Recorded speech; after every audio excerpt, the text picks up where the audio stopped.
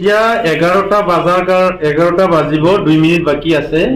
আমাৰ ইয়াতে আমাৰ অসমৰ সন্মানীয় মুখ্যমন্ত্ৰী ডাঙৰীয়া আৰু আমাৰ বিটিআৰ প্ৰধান প্ৰমোদ বড়ো ডাঙৰীয়াই আজি আমাক স্পষ্ট অফিচাৰ বিলাকক অনুৰোধ কৰি আছে সময়মতে অফিচ কৰিব লাগে। কিন্তু আজি দেখিছো তামুলপুৰ শিক্ষাখণ্ডৰ আজি ইয়াতে কোনো বিষয়া নাই।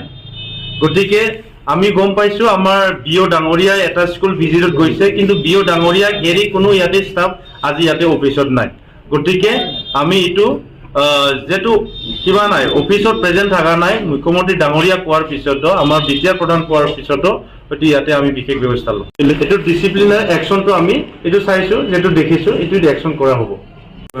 কেজন কোশ্চেন মানে কোন গৈছে যে অফিস স্টাফ কোন গৈছে বিওটো কৈ দে স্টাফ কোন গৈছে যে বিও স্যারে মহিলাত গৈছে কি কয় মানে হেডমাস্টার স্যারত আছে, হেডমাস্টার স্যারত গৈছে স্কুলত গৈছে তাৰমানে স্কুলত গৈছে স্কুল গৈছে। বাকি স্টাফ কোন গ'ল বাকি স্টাফটো মই নাজানো ক'ত গৈছে। আপুনি কোন মই CSC